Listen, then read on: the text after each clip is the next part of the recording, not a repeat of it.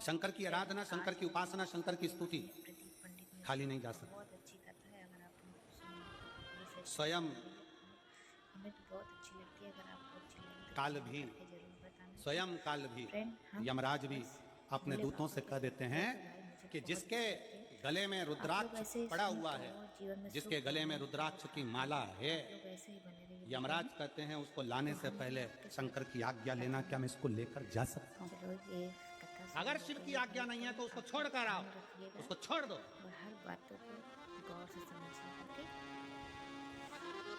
शिवाज्ञा के बिना मेरी जीजियों, मेरे जीजाओं, मेरी बेटियों, बेटाओं, मेरी माताओं, मेरे भाई, मेरे बंधु, आपके गले में कोई कहता है क्या स्त्रियां रुद्राक्ष पहन सकती हैं? क्या लड़कियां रुद्राक्ष पहन सकती हैं? क्या लड़के रुद्राक्ष पहन सकते हैं? क्या बुजुर्ग रुद्राक्ष पहन सकते हैं? क्या पुरुष रुद्राक्ष पहन सकते हैं? क्या नारियां रुद्राक्ष पहन सकती हैं? शिव महापुराण स्पष्ट शब्द में कहती है, मां जगत जननी माता पार्वती भी रुद्राक्ष की माला धारण करती हैं। मां सती गले में रुद्राक्ष धारण करती है। मां उमा अपने गले में रुद्राक्ष धारण करती है। मां कात्यायनी अपने गले में रुद्राक्ष धारण करती हैं। मां कुष्मांडा अपने गले में रुद्राक्ष धारण करती हैं। शिव महापुराण की कथा कहती है, कन्याकुमारी में भी मां कुमारी भी रुद्राक्ष धारण करती है। मतलब कुमारी कन्या भी रुद्राक्ष को पहन सकती है, स्त्री भी रुद्राक्ष को धारण कर सकती है, पुरुष भी रुद्राक्ष धारण कर सकता है, बेटे भी रुद्राक्ष धारण कर सकते हैं। ये रुद्राक्ष हमको बल प्रदान करता है, शक्ति। तो फ्रेंड कितनी अच्छी कथा है। अगर आपको अच्छी लगे तो प्लीज़ लाइक सब्सक्राइब कर दीजिए और ऐसे बने रहिए। आगे कथा सुनते हैं, बहुत प्यारी कथा सुना रहे हैं पहले के समय में आचार्य जी, मुझे बहुत अच्छा लगा। थोड़ा ध्यान आप देंगे लोग कथा ऐसे की ही ओर। बने रहिए। पहले के समय में देवता से कितनी अच्छी शस्त्र बात है। मांगते थे, उसको समझिए ध्यान से। कवच मांगते थे। तब आपके समय में हमको कवच दे दो, हम पहनेंगे, हमारे प्राण नहीं जाएंगे, हमें तकलीफ नहीं आएगी। भगवान कृष्ण ने भी भगवान शंकर से पाशुपत्य अस्त्र मांगा था। भगवान राम ने भी शंकर भगवान से पाशुपत्य अस्त्र मांगा था। फ्रेंड आज हम इतना तप नहीं कर सकते कि भगवान से हम कवच मांग लें। हम इतने साधना नहीं कर सकते कि भगवान से हम शस्त्र मांग लें। हम इतनी बड़ी तपस्या नहीं कर सकते, हम इतना व्रत उपास नहीं कर सकते कि भगवान से कोई कवच मांग लें, कोई शस्त्र मांग लें, अपनी रक्षा के लिए कुछ मांग लें। तब शिव महापुराण की कथा कहती है, एक मुखी से लेकर 14 मुखी तक रुद्राक्ष होते हैं।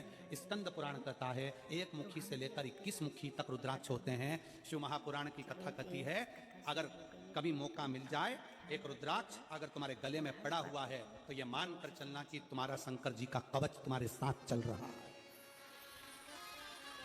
कवच तुम्हारे साथ में।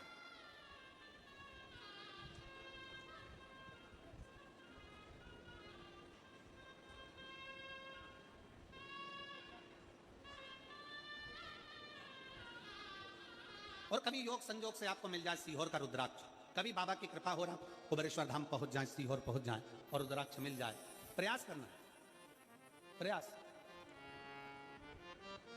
अगर मिल जाए तो एक रुद्राक्ष तो घर के पानी का जो मटका होता है या हंडा होता है या कोई जल तुम पीते हो उसमें रखने का प्रयास करो, और एक रुद्राक्ष अपने गले में धारण करने का प्रयास करो, प्रयास करो।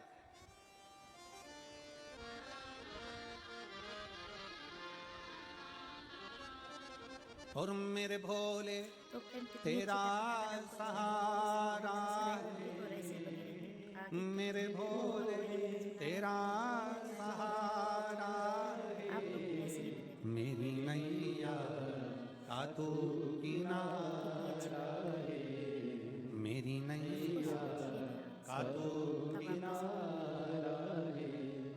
मेरे बाबा तुझे पुकारा है, मेरे बाबा तुझे पुकारा है, मेरी नैया का तू किनारा है, मेरी नैया का तू किनारा है। कभी मौका लग जाए। अभी हम माननीय केंद्रीय मंत्री जी से कह रहे थे, साहू जी से, कि रुद्राक्ष उत्सव 25 फरवरी से 3 मार्च तक है, पधारिएगा। महाराज जी को भी हमने निवेदन करा, सब पधारिए। और आप सबसे भी निवेदन है, कभी मौका लग जाए तो एक बार जिंदगी में रुद्राक्ष उत्सव का आनंद जरूर लेकर देखिएगा कुबेरेश्वर धाम। कभी मौका लग जाए, 7 दिन बाबा की उस भूमि पर रात्रि विश्राम, भजन कीर्तन, मंत्र जाप, नाम जाप, शिव पुराण कथा और कंकर शंकर की पूजा करो। इसमें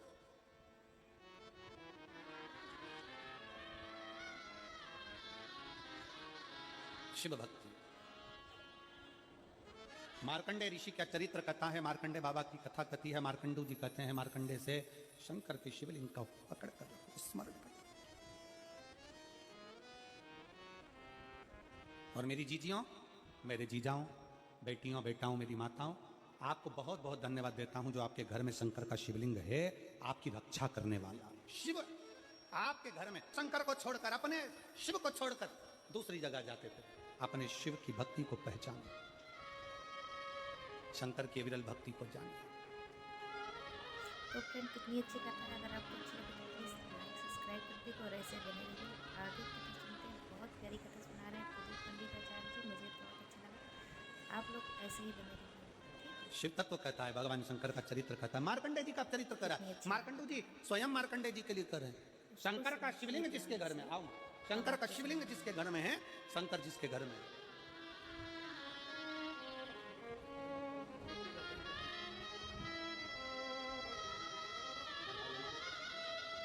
से कि शंकर को छोड़कर तुम कभी जिंदगी में सुखी नहीं रह सकते। शंकर तुम्हारे घर में अगर शंकर का शिवलिंग है, तुम अगर घर में मत चढ़ाओ रोज जल, मत करो श्रृंगार रोज, मत करो रोज अभिषेक, फ्रेंड हम बस भोले बाबा मत करिए। भक्त हैं, तो भाई मुझे बहुत अच्छी लगती है। तो आप लोग ऐसे ही सुनिए और जीवन में सुख आनंद प्राप्त होगा। आप रोज अभिषेक नहीं कर सकते, मत करो। रोज जल नहीं चढ़ा सकते, मत चढ़ाओ। घर में शंकर के शिवलिंग का श्रृंगार नहीं कर सकते, मत करो। शंकर जी को रोज दिया अगरबत्ती भी नहीं लगा सकते, मत लगाओ। पर अपने घर में शंकर का शिवलिंग रखो, भले एक चावल का दाना चढ़ाकर रखो, एक बेलपत्र चढ़ाकर रखो, और शंकर का शिवलिंग छोटा सा, ज्यादा बड़ा नहीं हो, छोटा सा ले जाओ। 15 रुपए का, 10 रुपए का, 50 रुपए का, 25 रुपए का, 20 रुपए का, छोटा सा ले जाओ और घर में रखो। एक कटोरी के अंदर रखो, पर रखो। घर के पूजन में रखो, पर रखो। उसका होना चाहिए। और उसका प्रतिबिंब, उसका स्वरूप कितना भाव से मार्कंडू जी कहते हैं। सुनो मार्कंडे, मार्कंडे जी ने पूछा, पिताजी मैं शंकर के शिवलिंग को पकड़ कर रखूंगा तो क्या मेरी मृत्यु नहीं होगी? कहा मार्कंडू जी ने, मौत तो आती है, निश्चित है, पर जैसे कोई लड़का लड़की से प्रेम करता है तो लड़का लड़की का बैलेंस डला देता है, उसका मोबाइल में थोड़ा बैलेंस बढ़ा देता है, उसी तरह जो शंकर से प्रेम करता है, शंकर उसकी श्वास का बैलेंस बढ़ा देता है, उसकी श्वास का बैलेंस। शिव का मंत्र जाप, जिस मंत्र को जपो, जिस माला को जपो, गुरु ने अगर मंत्र भी दे रखा है, तुम भगवान राम की आराधना कर रहे हो, तुम भगवान कृष्ण की आराधना कर रहे हो, तुम भगवान की भक्ति में डूबे हुए हो, मना नहीं तुम किसी का भी मंत्र जपो, पर उस मंत्र में भी श्री शिवाय नमस्तुभ्यम एक बार बोलना जरूर चाहिए। नमः शिवाय बोलो, चाहे ओम नमः शिवाय बोलो, पर शंकर को याद जरूर करो, जिससे तुम्हारा किया गया माला, तुम्हारा किया गया मंत्र जाप, तुम्हारा किया गया नाम जाप, तुम्हारा किया गया स्मरण सब अजा आस और विश्वास के साथ शंकर भगवान की पूजन करते हो, अपने घर में शिवलिंग रखते हो, शिव आराधना करते हो, शिव महापुराण की कथा इस पंडाल में बैठकर श्रवण करते हो, जिस विश्वास से सुनते हो बाबा उस विश्वास को रखता जाओ। फ्रेंड हम बस भोले बाबा के भक्त हैं, तो भाई अपने घर में शंकर का शिवलिंग रखते। मार्कंडू जी कहते हैं मार्कंडे से शंकर के शिवलिंग को पकड़ ले। क्या है शिवलिंग में? लोग ऐसे ही बने रहिए मार्कंडे का शब्द था कि शिवलिंग में ऐसा क्या है। कथा में। चलो ये कथा सुन मार्कंडे जी का शब्द था कि शिवलिंग में है क्या, लीजिएगा और हर बातों को क्या है ऐसा शिवलिंग के अंदर। मार्कंडू जी कहते हैं घर में चाहे छोटा सा शिवलिंग हो, चाहे तुम्हारे घर के पास में शंकर का शिवलिंग मंदिर हो, चाहे 12 ज्योतिर्लिंग हो, चाहे उपलिंग हो, चाहे भगवान शंकर का कोई शिवलिंग तुम्हारे घर में है, तो मार्कंडू जी मार्कंडे जी से कहते हैं वो शिवलिंग नहीं है, वो शंकर की ज्योति है, और ज्योत के पास जो चला जाता है वो शंकर उसको अपना बना लेता है। ज्योत के पास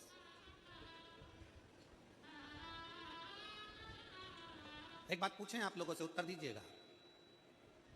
तुम यहां थोड़ी दूर पे, तुम जहां बैठी हो तुम्हारी थोड़ी दूर पे कहीं किसी ने हाथ तापने के लिए आग जलाई,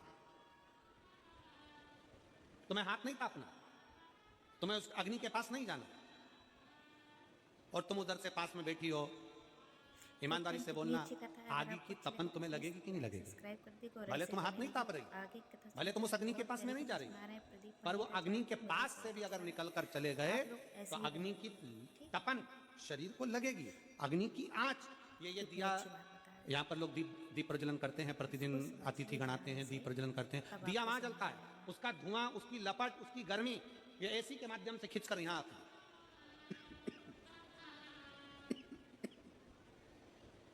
उसकी गर्मी खिंचकर यहाँ चली जाती है। आप आंच के पास में मत जाओ, अग्नि के पास में मत जाओ, और अग्नि के पास में से भी निकल कर चले गए तो अग्नि की तपन हमारे शरीर को लगती है। उसी तरह प्रत्येक शंकर के मंदिर में शिवलिंग है, शिवलिंग नहीं, प्रत्येक शंकर के मंदिर में शंकर की ज्योति है। अगर कोई शंकर के मंदिर के सामने से भी निकल कर चले जाता है तो शंकर की ज्योति का तत्व उसको प्राप्त हो जाता है, उसको फल प्राप्त हो जाता है, ज्योति का तत्व प्राप्त हो। तो हम भी आपके साथ कथा में मत सुनो शिव महापुराण की कथा, कथा शुरू हो गई है भाई, मत सुनो।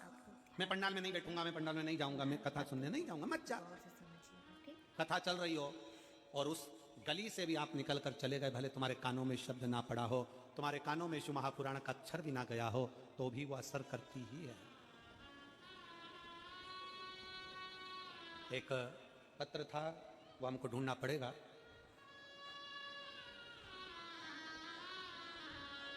कल के पत्र में एक पत्र था, एक लड़के को एक बीमारी हो गई,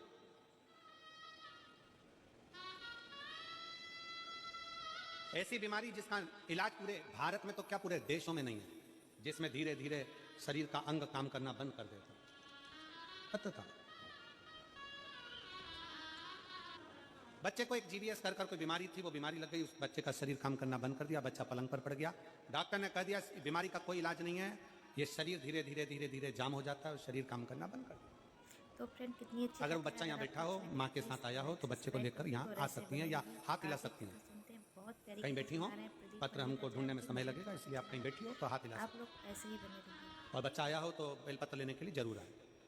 बच्चे को हो गई वो बीमारी अच्छी बात बता रहे हैं, और शरीर ने काम करना बंद कर दिया, उसको समझिए शरीर ध्यान काम से, करना। तब आपको डॉक्टर ने कह दिया इसका कोई इलाज नहीं है, गल ले। क्या करे, माँ अपने बच्चे को ऐसा तड़पता हुआ नहीं देख सकती, माँ अपने बच्चे को तड़पता हुआ नहीं देख सकती।